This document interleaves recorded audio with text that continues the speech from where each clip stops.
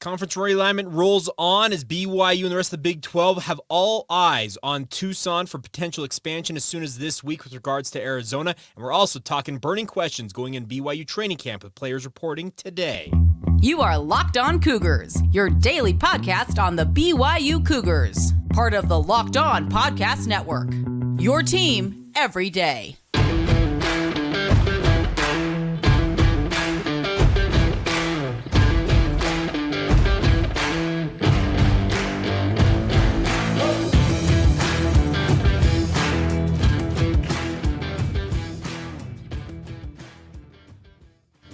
What's up, everybody? I'm Jake Hatch, your host here on Locked On Cougars, your resident BYU insider. Thank you for making Locked On Cougars your first listen of the day. Thank you to all of you who are everydayers with us right here on the Locked On Podcast Network.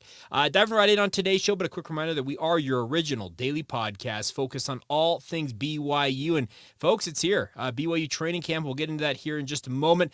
But the bigger story, I think, right now is all eyes right now are focused on what's happening in conference realignment. It's the gift that keeps on giving. It's been a storyline that has been literally seemingly an everyday topic all offseason long, especially when it comes to the Big 12 Conference, of which BYU is now officially members. And the thing is, with Colorado making that jump last week to join the Big 12 ahead of the 2024 season, all eyes are on who is going to jump next, whether the Big 12 is going to go to 14 or 16 teams. Are they going to raid the Pac-12? Could they ultimately turn their eyes, as has been reported, and add UConn? Because it sounds like Brett Yormark wants nothing more than to have the UConn Huskies in their basketball brand as part of the conference.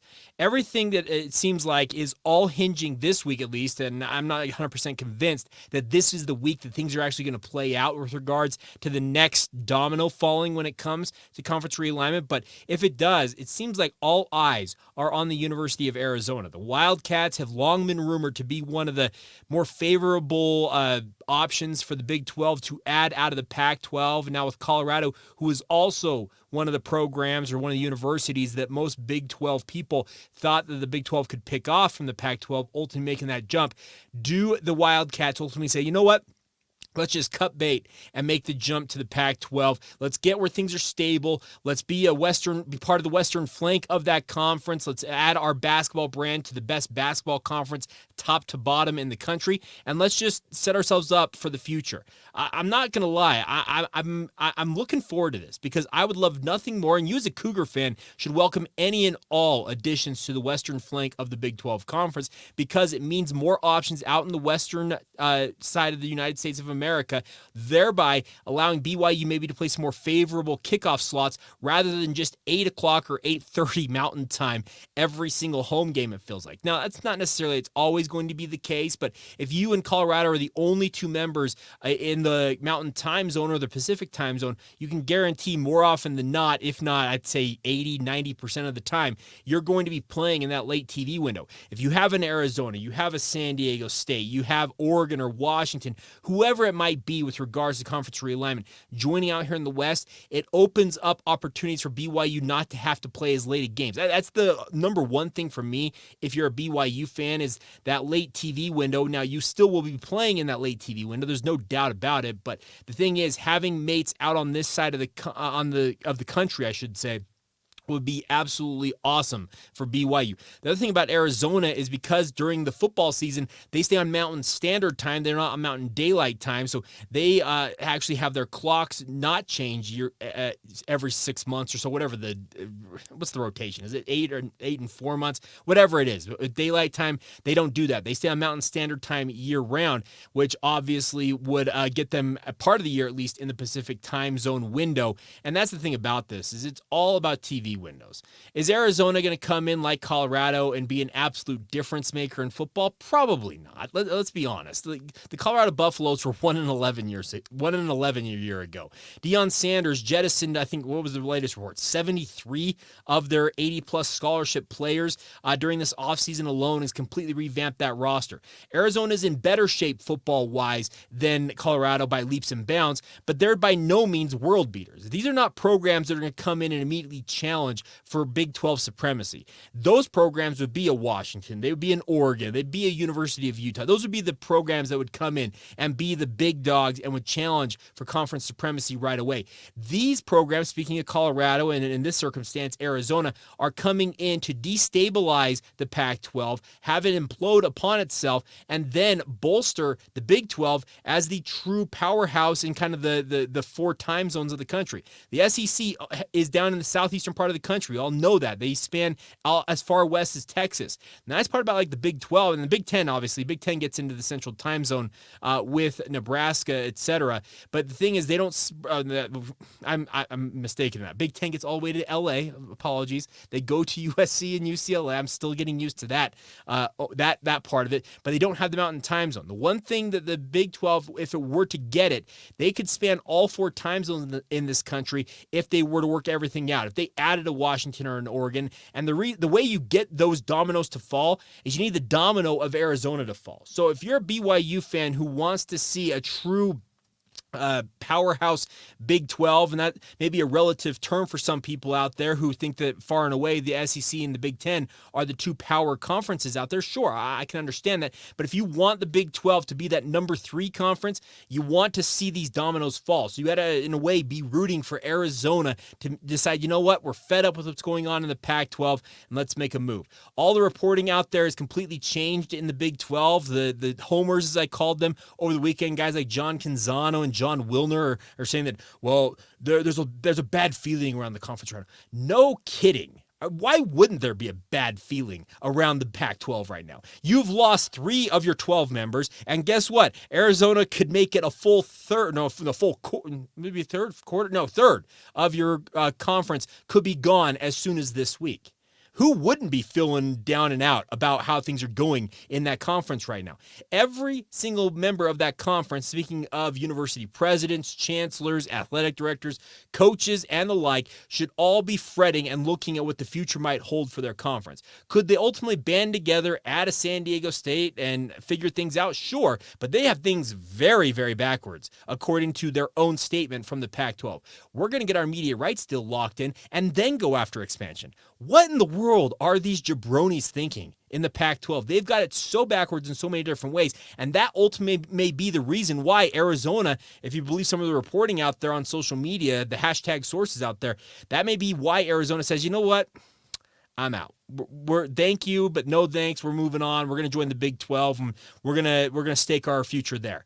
That's why things may ultimately play out the way that they play out. But we'll have to wait and see. But yeah, if you want conference realignment action, I think all eyes this week are on Tucson. And you as a Cougar fan out there, and yours truly included, I'm rooting for Arizona to make the move because I think it only bolsters the overall strength and depth of the Big 12 conference, brings another Western member of the conference to obviously pair with BYU and Colorado out on this side of the country, and also makes basketball that much better, which, by the way, the Big 12, they are going to start generating extra revenue at some point, it feels like down the road, where they may decouple their TV rights, football from basketball, and sell them completely separately, thereby potentially adding more money to the coffers. Now, that's probably 5-6 years down the line when that new media rights, till actually longer than that, I'd be pushing into the early 2030s when the media rights come up again. But that could obviously be a future revenue producer for this conference. So the thing about the Pac-12 right now is they're teetering really, really, really bad right now. It's not pretty. I've talked with some friends who are Pac-12 fans. They're fans of different schools in Pac-12. They're not feeling good about things. Whereas the Big 12 right now, things seem to be pretty good. So keep an eye on Tucson. It seems like all eyes are on the Arizona Wildcats this week. And if it happens this week, great. If it happens 2 weeks from now, who cares? As long as it happens, that's the thing you should be looking at if you're a BYU fan. All right, coming up here in just a minute, BYU players have started reporting to camp. They are going to have their first practice tomorrow. Obviously, the first media availability will be tomorrow, but I wanted to talk about some of the burning questions I have for BYU as they open training camp. What am I going to be looking at most during this month-long camp leading up to the season opener against Sam Houston State? We'll dig into that here in just a moment. Now, first, a word on our friends over at eBay Motors. For a championship team team, it's all about making sure every player is a perfect fit, my friends. It's the same when it comes to your vehicle. Every part needs to fit just right. So the next time you need parts and accessories, head to eBay Motors. With eBay Guaranteed Fit, you can be sure that every part you need fits right the first time around. It's very important when you're fixing your car to make sure that you have the right parts. Just add your ride to My Garage and look for the green check mark to know if that part will fit or your money back. They guarantee it, my friends, just like in sports, confidence is the name of the game when you shop on eBay Motors. With over 122 million parts to choose from, you'll be back in the game in no time. After all, it's easy to bring home a win when the right parts are guaranteed. Get the right parts, the right fit, and the right prices right now at ebaymotors.com. Once again, that's ebaymotors.com. Let's ride, my friends. Now a little PSA. eBay Guaranteed Fit available only to U.S. customers, eligible items only, and exclusions apply. Thank you once again for making Locked On Cougars your first listen of the day, everybody. Hope you guys are all doing well out there in Cougar Nation. BYU opens training camp today officially. Players reporting, obviously, getting their jerseys, all their gear. I'm sure you see some videos coming out from BYU social media, players checking out cleats, getting their jerseys, the player swag bag, if you want to call it that. They usually have a Nike duffel bag that's filled with all of their camp gear. It's Christmas in July, I guess, because it's still July 31st today, but looking forward to that. And obviously the first practice tomorrow, August 1st, as BYU takes the field for the first time and looking ahead to the season opener against Sam Houston State. BYU is allotted 29 practices during this month, getting ready for that season opener against Sam Houston State. And it's going to be a long camp. Obviously, it lasts an entire month, but there's plenty of storylines to watch out. So I sat down yesterday and wrote down some of the storylines I'm going to be watching for. So we'll call them our burning questions for BYU going into training camp. Number one for me is obviously the dynamic between Kedon Slovis as well as his wide receivers. And I'll include the tight ends in this mix. And what I'm trying to look at in here is how does BYU divide up the wide receiver reps during training camp? Now, I will add the caveat that I will not be at every practice. BYU does not allow media access every day of camp. We're going to have an average about 2 a week, maybe 3, depending on certain weeks. But obviously, when I am out there, I'll be looking at how the wide receivers interact with Kedon Slovis. Does he have a favored target when it's a critical down and distance if they're in some of these situational drills? Who does he target most? Is it Cody Epps? Is it Isaac Rex? Is it one of the new guys in Keelan Marion or Darius Lassiter? Is it Keanu Hill, the guy I think is my pick to be a wide receiver 1 for BYU this year? I think the lead dog could be Keanu Hill. But I'm looking forward to seeing what the dynamic is between all these options and how they interact with Kedon Slovis. Because quarterbacks, I know that they all want to talk about sharing the ball and getting it to all their guys, make sure they're all taken care of. But let's be real. They have 2 or 3 guys at the very most that they are their quote-unquote guys. They are the guys that in a 3rd and 6 situation, you're telling that dude, get open, I'm getting you the ball. Those are the guys. So is it going to be Cody Epps? Because he and Kedon Slovis have this fun little relationship where they call each other elder. Are they going to link up? Are they going to be as good on the field buddies as they are off the field? Is Isaac Rex going to become that safety blanket for a guy like Kedon Slovis? Like I said, could one of the new guys, Darius Lassiter or Keelan Marion, who are transferring into the program, could they be one of those guys that ends up being a go-to option for Kedon Slovis? I think we'd be very interested to watch that. The next question I had is one that I think is going to be interesting here. It's who's the top 5 on the BYU offensive line? Now, the offensive line, in my opinion, on paper, could go 10 deep. Honestly, I think they've got a very, very deep roster. I think there are 2 guys who I think you can put down in pen as starters for BYU right now walking into training camp. Those are the 2 holdovers from last year's squad. Those would be left tackle Kingsley Suamataia, who makes the moves from right tackle to left tackle this year, and then I think also Connor Pay. I think those 2 you can guarantee they'll be starting. Now, Connor Pay, where he ultimately plays, that's a question I've got. He could play any one of the guard spots or reprise his role as BYU starting center. I think it all depends on if Paul Maile is as good as he's cracked up to be coming in from the University of Utah. Other thing about Paul Maile, is he healthy? Because he has been out all of offseason with shoulder surgery that he underwent, missed all of spring camp when a lot of guys were getting kind of up to speed on BYU's offense along that offensive front. How good is he going to be? But I think those 2 are going to be starters. The other 3 positions are very much up for grabs. I'd actually tab a guy like Caleb Etienne as a guy I think probably probably ends up starting for BYU. I think a guy like Waylon Lapuaho has got a very, very strong opportunity to start at guard for BYU. Can Ian Fitzgerald, as a grad transfer coming in from Missouri State, can he lock down a spot for himself, or is he going to be an odd man out who might find himself on the bench as a senior? And obviously he was planning on playing a lot more if that is how it pans out. That top 5 for BYU along the offensive line is going to be very important because you rarely want to have interchanging parts on an offensive front. You want to find 5 guys. You can get them working together, work as a cohesive unit because they have to work in concert with one another. That's a huge, huge dynamic of stellar offensive line play. So the O-line, the top 5, who's that going to be?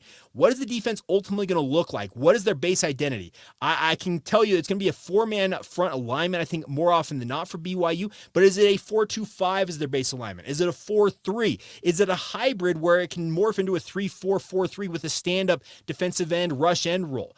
I'm just interested to see what the ultimate base alignment for BYU's defense is. And maybe we won't get that answer. Maybe Jay Hill will continue to mix it up every single day, doing different alignments, different defenses, just to make it very hard for people to peg what he ultimately is going to do on defense. But I'm looking forward to seeing what that identity of the defense is, because that in and of itself, having a cohesive identity of how BYU is going to operate on defense, it can go a long way to helping BYU improve on defense. It felt like too often over the past 2 or 3 seasons in particular, the defense week to week was trying to reinvent itself and change its identity. This week we're going with a 4-man alignment. This week we're doing drop 8. It was too much, too often of changes for BYU's defense. It felt like week to week, and that really, I think, hampered BYU's ability. Now, talent base, there's a question there as well, but I think they've done a good job upgrading the talent base on defense via the transfer portal this offseason. Guys like Eddie Heckard, AJ Vongpachon, Isaiah Banya, Jackson Cravens, all guys, and there's many more that I could list, Camden Garrett, etc., who have come into BYU, and I think they're going to upgrade BYU's overall talent base on defense. That is going to be very interesting to see what the new cohesive identity for BYU's defense looks like and how much that can help them, knowing that, hey, this is what we're going to run. This is what we're known for. We don't get out of it unless we're absolutely forced to. That's going to be very interesting for me to watch as well.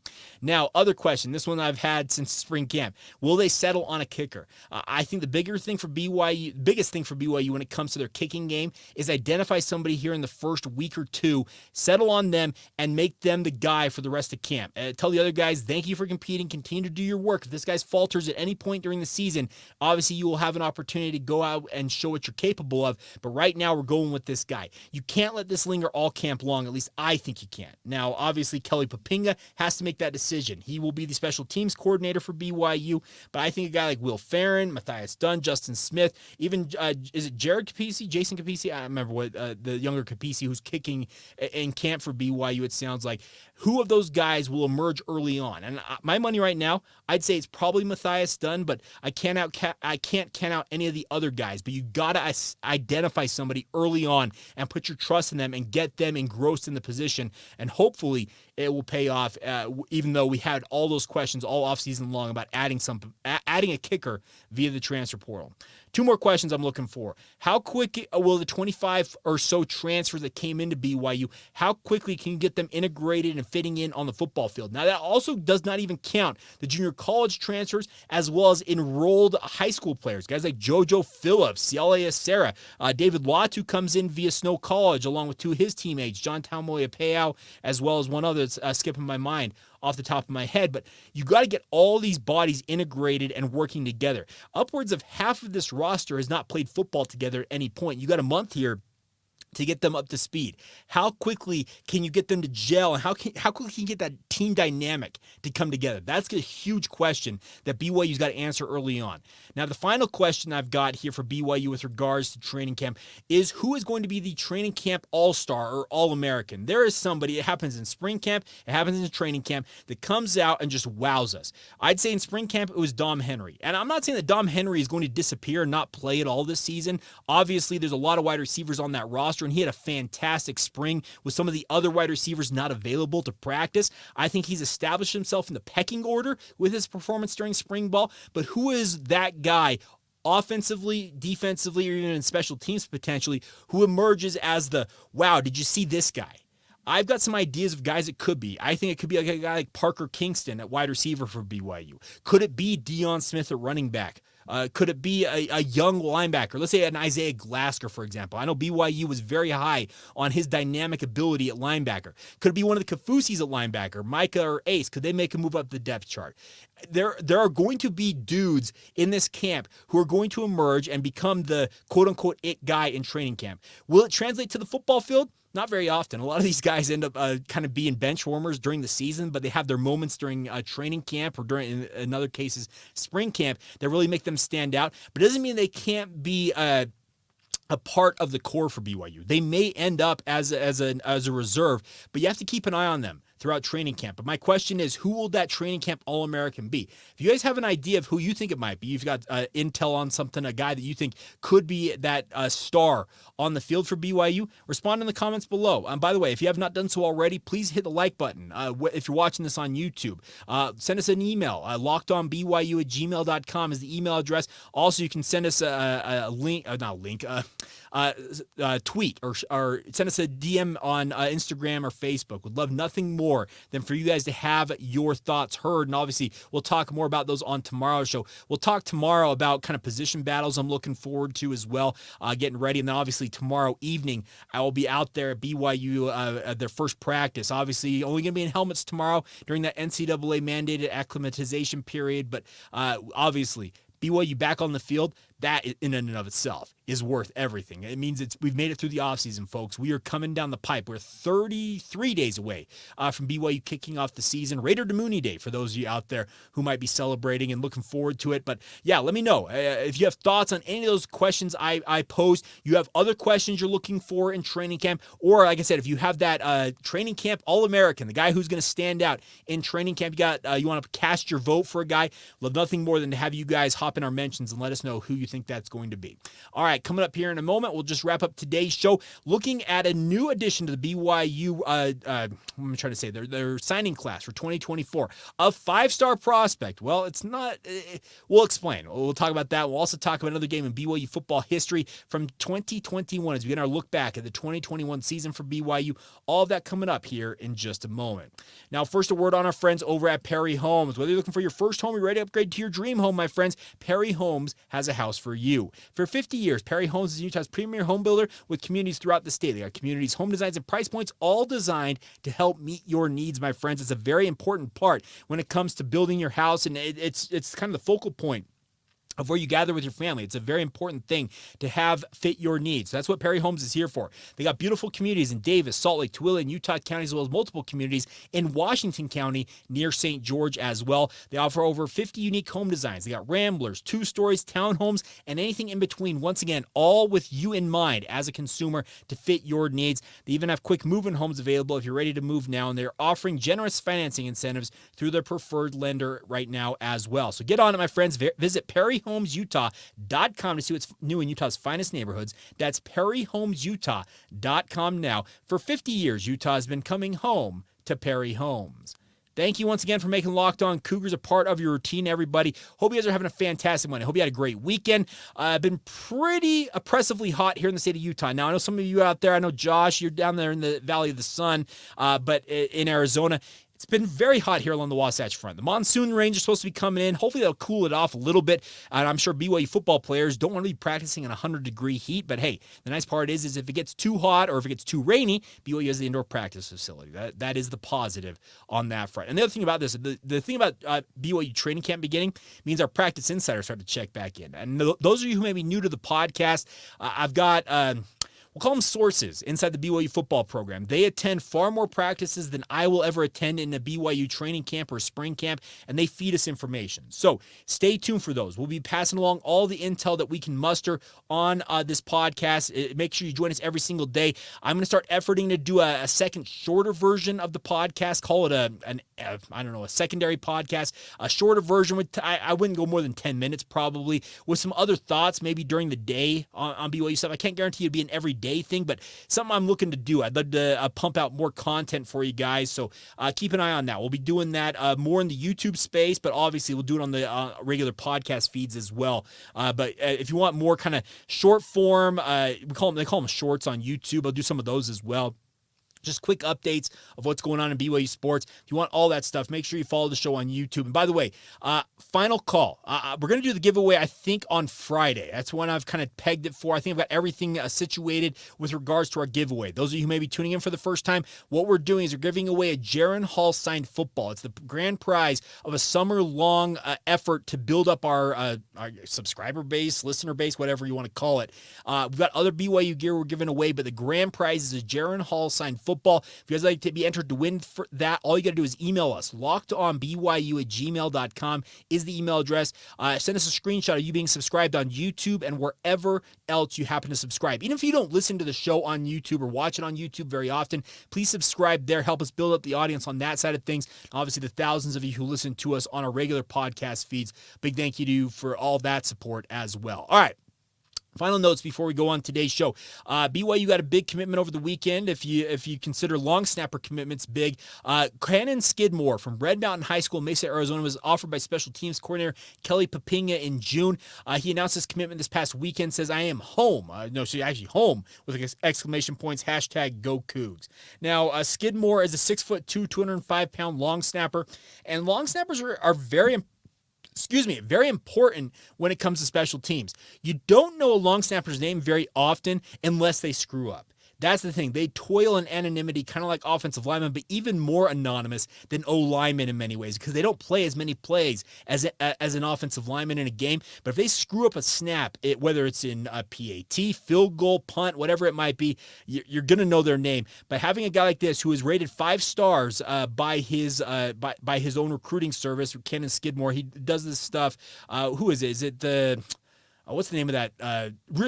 Rubio. Rubio's long snapping. That's who rated him 5 stars. Obviously, you can never have too many high-level players of this variety. And I would imagine, I don't know this for sure, I'm assuming Skidmore will be a walk-on with BYU. You very rarely give a scholarship to a long snapper out of high school, but nonetheless, good to have him on board with the BYU football program. Other things, I'm going to be looking to see if I can get some intel on guys like Noah Lugo, who visited BYU this past weekend. There were a number of guys on campus for unofficial visits based on what I was hearing. Any intel I receive on any of those guys, I'll be happy to pass along. I'm going to do some digging on that today, and hopefully have more for you guys on that on tomorrow's podcast. All right, a couple of notes before we go on today's show is a congratulations to all the former BYU golfers and guys with ties to the state of Utah. Had a great weekend across the board. Guys like Patrick Fishburne, who is all but locked up, it looks like, a PGA Tour card for next year. He moved into the 15th spot in the Corn Ferry Tour with a runner-up finish at the Corn Ferry event yesterday. He was in a playoff. They ultimately lost. He is coming back to Utah this week for the Utah Championship, and obviously, looking forward to having some of these BYU golfers back on home turf, so to say, and have them in Utah playing, but also on the PGA Tour. Zach Blair has locked up his PGA Tour card for next year. He was off for the majority of the past 2 years before this with shoulder surgery, repairing a labrum. Had to play well enough to retain his tour card. It's called an injury, I guess, what do they call it? An injury designation, whatever it might be. But he has earned his tour card as he made a top 15 finish yesterday at the 3M Open. Tony Finau, who was a commit to BYU before going pro as a teenager, he finished in the top 15 of that event as well. So great things across the board. And Tyson Shelley, by the way, BYU men's golf right now, he actually won an amateur event over the weekend. It was up in Vancouver. I'm trying to remember what the name of it was. I probably should have looked this up, before I recorded the podcast, but I didn't. There was a Pacific Coast Amateur up at the Capilano Golf and Country Club. He tied the course record, which has stood for 20 years, with a 62 amidst that win. So congratulations to Tyson Shelley on that win. The future of BYU golf and the present sure looks very, very good. All right, final note before we go on today's show is looking back at a game in BYU football history of their independent run. We have grinding our way. We've done it all offseason long, looking at all 155 games of BYU's run through independence. Well, they opened the 2021 season with a new quarterback at the helm of BYU's offense. That was Jaron Hall. Obviously, he made his first career start for BYU back in 2019, but then kind of gave way in 2020 to Zach Wilson. He replaced Zach Wilson, who was injured that season, then got injured himself. But the nice part was they opened 2021 down there at the new Allegiant Stadium. Was brand new at the time. BYU taking on Arizona in the Vegas Kickoff Classic. So it was a crazy game because many of you might recall there was the injury early on in this one, just minutes into the game, that necessitated, I was a 30 minutes plus of a delay in the game. But the biggest thing about this was it was BYU getting a win to start off a new era of football with a new quarterback under center. The bigger thing for Jaron Hall is that he came out and he was not necessarily just lights out, but the nice part is he played steady, and that's the biggest thing BYU needed in a game like this as they rolled to a 24-16 victory. Hall ended up 18 of 28, 198 yards and 2 touchdowns in the win. Tyler Algier started what would be a pretty legendary 2-season run for BYU. Two-season run continued, I should say, with 17 carries, 94 yards, and a touchdown. That kind of portended what the future was going to hold for a guy like Tyler Algier, because that was a very pedestrian game, all things considered, amidst the 2020 and 2021 seasons that he put together, but we'll talk more about those as they come. But Neil Pau'u had a great game in this one. 8 receptions, 126 yards. He had that 67-yard touchdown to open the second touchdown for BYU after Algier ran in for 15 yards out for his lone touchdown. Neil Pau'u goes 67 yards for the touchdown there, and a big win for BYU to open the season 1-0, and then they would return home, trying to avoid the hashtag 10 is coming as they took on the University of Utah the following week, and we will talk about that on tomorrow's podcast, because we all know that was an absolutely masterful performance and a big win for BYU, and we'll talk about that one on tomorrow's edition of the podcast. By the way, tomorrow also getting ready for our first practice, obviously full reaction from that coming up on Wednesday. So you know what? The goal here is to have you guys join us every day. We call you everydayers here on the podcast. Do not miss it. It is go time. Football season is here. I know that they're not playing games yet, but it's here, folks. Football season is underway, so get ready for it. Make sure you join us every single day, and a big thank you to all of you once again for making us your first listen of the day. I hope you guys have a great rest of your Monday whenever you hear this and or watch it. And of course, we'll reconvene with you guys tomorrow, talking all things kind of position battles, recruiting updates, all the like. And who knows, if Arizona decides to jump to the Big 12 on today, we'll talk about that as well. So nonetheless, plenty to cover, and a big thank you for all of your support. Have a great rest of your day. This has been the Locked On Cougars podcast. See ya.